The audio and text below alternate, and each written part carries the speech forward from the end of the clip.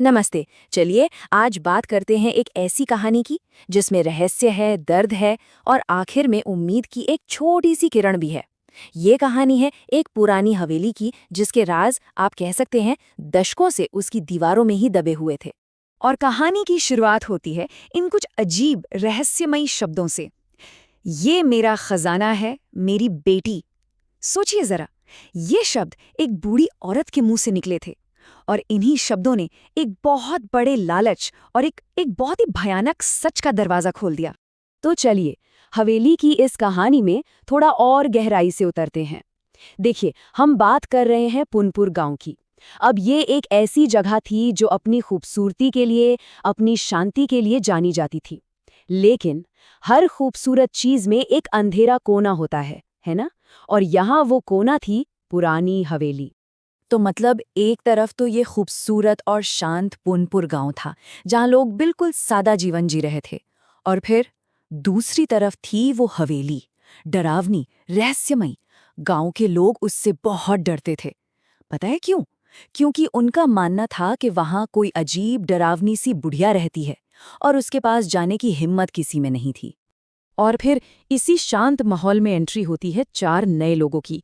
एक था राजीव, साथ में उसकी पत्नी रिया और उसके 2 भाई रमन और प्रेम। अब ये लोग वहां आते हैं और कहते हैं कि भाई ये हवेली तो हमारी पुश्तैनी जायदाद है और हम तो इसे बेचने आए हैं। और जो गांव वाले उन्हें चेतावनियां देते हैं ना, उसे वो बस अंधविश्वास कह के हंस के टाल देते हैं। अब आता है कहानी में एक नया मोड़, एक पागल औरत का खजाना। जैसे ही ये चारों लोग हवेली के अंदर कदम रखते हैं, उनकी मुलाकात होती है उसी रहस्यमयी बुढ़िया से। और वो कुछ ऐसा कह देती है जो उनके पूरे प्लान को, उनके इरादों को ही पलट कर रख देती है। वो बुढ़िया कहती है, मैं खजाने की रखवाली कर रही हूँ।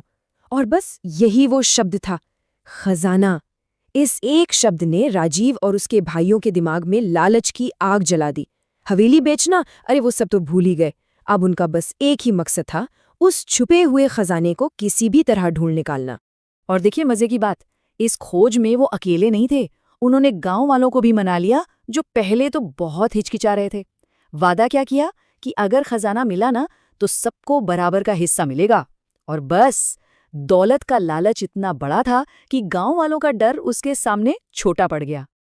तो अब शुरू होती है खोज और पर्दाफाश होता है एक खौफनाक राज का। हवेली का आप मानिए कोना कोना छाना जा रहा था। घंटों बीत गए, सब लोग लगभग उम्मीद खो ही चुके थे। और तभी उनकी नजर पड़ती है हवेली के पिछले हिस्से में पड़े एक मलबे के ढेर पर। और उस मलबे के नीचे कुछ ऐसा था जिसकी किसी ने दूर दूर तक कल्पना भी नहीं की थी। तो देखिए ये खोज आगे कैसे बढ़ी। सबसे पहले मलबा हटाया गया तो नीचे से एक अजीब सी पत्थर की पट्टियां निकली। उसे खिसकाया तो क्या दिखा? एक गुप्त तहखाने की सीढ़ियां। सब लोग उस अंधेरे सीलन भरे तहखाने में नीचे उतरे और वहां उन्हें आखिर वो मिल ही गया जिसकी वो तलाश कर रहे थे, एक भारी पुराना लोहे का संदूक। उस वक्त सबकी सांसें जैसे थम सी गई थी। अब सवाल बस एक था, संदूक के अंदर क्या था? क्या अंदर सोना था, हीरे थे, जवाहरात? क्या सबकी किस्मत चमकने वाली थी?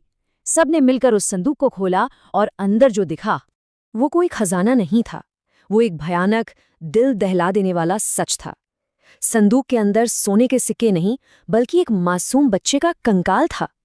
सोचिए उस मंजर को। चारों के चेहरों पर खौफ था और गांव वाले तो जैसे पत्थर बन गए थे। और फिर सामने आती है गौरी के बदले की कहानी। उसी वक्त वो बूढ़ी औरत जिसका नाम था गौरी अपने दशकों के सालों की चुप्पी तोड़ती है और वो सुनाती है उस खजाने की असली कहानी। एक ऐसी कहानी जो इतने सालों से उस हवेली की दीवारों में ही दफन थी।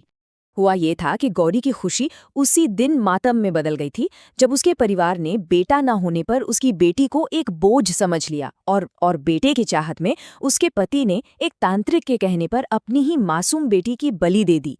जब गौरी को ये पता चला तो वो दुख और गुस्से से पागल हो गई। उसने चाकू उठाया और अपने पति, ससुर और हर उस इंसान को मार डाला जो इस हैवानियत में शामिल था। फिर उसने अपनी बेटी के नन्हे से शरीर को एक संदूक में बंद कर दिया और उसे ही अपना खजाना मानकर उसकी रखवाली करने लगी। और बस उसी सदमे में वो अपना दिमागी संतुलन हमेशा के लिए खो बैठी। तो ये थी गौरी की दर्दनाक कहानी। चलिए अब वापस आते हैं आज के समय में और देखते हैं कि कैसे एक नई शुरुआत होती है, क्योंकि इस भयानक सच के सामने आने के बाद कहानी ने एक और मोड़ लिया। अब धोखे का पर्दाफाश होना था और न्याय होना था। और देखिए धोखा सामने आया कैसे। जब पुलिस पहुंची तो राजीव और उसके भाइयों का सारा झूठ पकड़ा गया। क्यों? क्योंकि उनके पास हवेली के मालिकाना हक का कोई एक भी दस्तावेज नहीं था। सीधी सी बात है, वो लोग सिर्फ धोखेबाज थे जो अवैध रूप से हवेली पर कब्जा करके उसे बेचना चाहते थे। और आखिर में न्याय भी हुआ और करुणा भी दिखी। चारों धोखेबाजों को पुलिस ने गिरफ्तार कर लिया। गौरी को उसकी देखभाल के लिए एक मानसिक स्वास्थ्य केंद्र भेज दिया गया। लेकिन जो सबसे खूबसूरत बात हुई वो ये थी कि गांव वालों ने मिलकर उस मासूम बच्ची का अंतिम संस्कार किया, उसकी आत्मा की शांति के लिए। और उन्होंने फैसला किया कि अब इस मनहूस हवेली को एक नई पहचान दी जाएगी। और अंत क्या हुआ? जिस हवेली में एक बेटी की जान ली गई थी, वही हवेली अब एक बालिका विद्यालय बन गई। नाम रखा गया गौरी कन्या विद्यालय, एक माँ की याद में। ये कहानी हमें यही तो याद दिलाती है कि कैसे सबसे गहरे अंधेरे और त्रासदी की राख से भी उम्मीद और एक नई शुरुआत जन्म ले सकती है।